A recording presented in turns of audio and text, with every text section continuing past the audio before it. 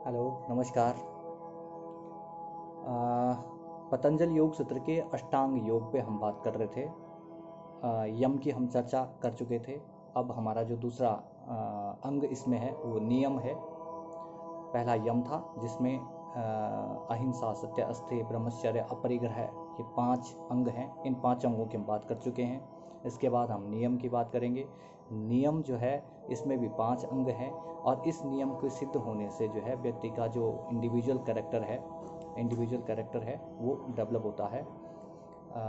तो नियम में 5 अंग हैं। पहला है शौच, दूसरा संतोष, तप, स्वाध्याय और ईश्वर प्राणिधान। तो सबसे पहले हम बात करते हैं शौच की। शौच का मतलब है शारीरिक शुद्धि से। शारीरिक शुद्धि से मतलब है शौच के माध्यम से व्यक्ति अपने शरीर का, मन का और आत्मा का पूरी तरीके से शुद्धिकरण करता है। तो ये है शौच है। कोई भी कार्य शुरू करने से पहले है जो है शारीरिक और मानसिक शुद्धि आवश्यक है। तो शौच का के सिद्ध होने पे जो है व्यक्ति को वैराग्य की जो स्थिति है वो पैदा हो जाती है। उसका जो परिणाम है शौच सिद्ध होने पे, जब आप शौच का पालन करेंगे तो उसके सिद्ध होने पे जो है वैराग्य की प्राप्ति होना सुनिश्चित हो जाता है। तो पहला शौच है। दूसरा है संतोष। संतोष का मतलब सेटिस्फेक्शन से है। संतोष का मतलब संतोष तुल्यम धर्मस्ते नान्यत्, यानी कि ये बताया गया है कि संतोष के बराबर जो है कोई धन नहीं है। क्योंकि आज वर्तमान परिप्रेक्ष्य में अगर आप बात करेंगे तो मनुष्य के पास लगभग सब कुछ है, सारी सुख सुविधाएं हैं, पूरे संसाधन हैं, लेकिन सिर्फ एक ही चीज़ की कमी है जो सेटिस्फेक्शन है, संतोष की कमी है। आदमी कहीं अपने आप को सैचुरेटेड महसूस करने को तैयार नहीं है। सब कुछ होने के बाद भी जो है वो कुछ ना कुछ नया चाहता है। तो ये जो स्थिति है ये दुखदायी स्थिति है, क्योंकि व्यक्ति जब तक सैचुरेटेड नहीं हो जाता तब तक वो लगातार दुखों का सामना करना पड़ता है। तो सुख को प्राप्त करने का जो सबसे बड़ा संसाधन है वो संतोष है। जितना ईश्वर द्वारा हमको दिया गया है उस परिस्थिति में संतोष करना, ये नियम का दूसरा अंग है।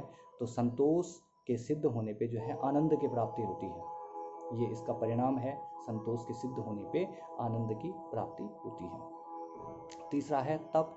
तप का मतलब है संघर्ष से, कठिन परिश्रम से, अपने लक्ष्यों के प्रति संघर्ष करना, अपने लक्ष्यों के प्रति लगातार मेहनत करते रहना और पूरे यौगिक भाव से, जिसमें जो है कर्मण्येवाधिकारस्ति माँ फलेषु कदाचन माँ कर्म फल हेतु संगोष्ठत्व कर्मणि, यानी कि कर्म करते रहें और फल का जो है आप परवाह न करें, क्योंकि फल देने वाला ऊपर वाला है। इसलिए आप सिर्फ अपने संघर्षों पे विश्वास रखिए, अपने संघर्ष करते रहिए, अपना कार्यों के प्रति जो है लगन बनाए रखें। तो ये जो स्थिति है तप की है। और अगला जो है इसमें स्वाध्याय है। स्वाध्याय का मतलब है सेल्फ स्टडी से, यानी कि जो आपके लक्ष्य के लिए, जो आपको लक्ष्य तक पहुंचाने के लिए जिस प्रकार के जो ग्रंथ हैं, जो किताबें हैं, उनकी सेल्फ स्टडी आप लोग करते रहें। तो इस तरीके के जो अध्ययन है उसको स्वाध्याय कहा जाता है। स्वयं के द्वारा किया जाने वाला अध्ययन है। इसका दूसरा मतलब भी निकाला जा सकता है कि स्वयं का अध्ययन, व्यक्ति जो है स्वयं का अध्ययन करे और उसमें जो जिन चीज़ों को समाज अवॉइड करता है उन चीज़ों को हम हटाएं अपने कैरेक्टर से, और जिन चीज़ों को समाज एक्सेप्ट करता है उनको हम बढ़ाएं। लेकिन पतंजलि योग सूत्र में जो है स्वाध्याय का मतलब सेल्फ स्टडी से है। तो सेल्फ स्टडी उन्होंने ग्रंथों का अध्ययन कहा है। ऐसे ग्रंथों का अध्ययन जो आध्यात्मिक मार्ग को प्रशस्त करते हैं, ऐसे ग्रंथों का अध्ययन करना जो है स्वाध्याय है। और उसके बाद अगला जो है शौच, संतोष, तप, स्वाध्याय, ईश्वर प्राणिधान। ईश्वर प्राणिधान का मतलब है गॉड को सरेंडर हो जाना, भगवान के पे समर्पित हो जाना, अपना एक एक कार्य जो है भगवान को समर्पित करके आगे बढ़ें। कि ये मान के चलें कि मैं जो भी कर रहा हूँ ये ईश्वर की इच्छा से कर रहा हूँ और ईश्वर को प्राप्त करना ही मेरा सर्वोच्च लक्ष्य है, और इस उद्देश्य से जो है आगे बढ़ते जाएं। तो ये नियम के 5 अंग हैं। यम और नियम ये 2 प्रथम अंग हैं जो व्यक्ति की मॉरल वैल्यूज़, जो एथिकल वैल्यूज़ हैं, उन वैल्यूज़ को डेवलप करते हैं। अगर हम वर्तमान परिप्रेक्ष्य में इनकी बात करें यम और नियम की, तो ये हमारी नैतिकताओं का जो वर्तमान में लगातार पतन होता जा रहा है, उस पतन को रोकने का सबसे बड़ा माध्यम है यम नियम। आने वाली पीढ़ियों को, अपने आसपास के लोगों को इनका पालन करने की प्रेरणा देनी चाहिए, जिससे जो है जो नैतिक पतन, जो समाज का जो नैतिक पतन हो रहा है, धीरे धीरे वो पतन जो है वापस हो।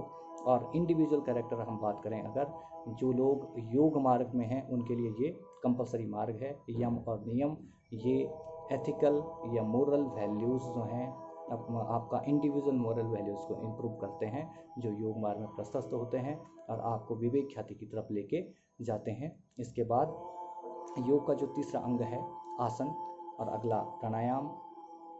तो आसन और प्राणायाम पे जो है हम अगले वीडियो में बात करेंगे। फिलहाल धन्यवाद।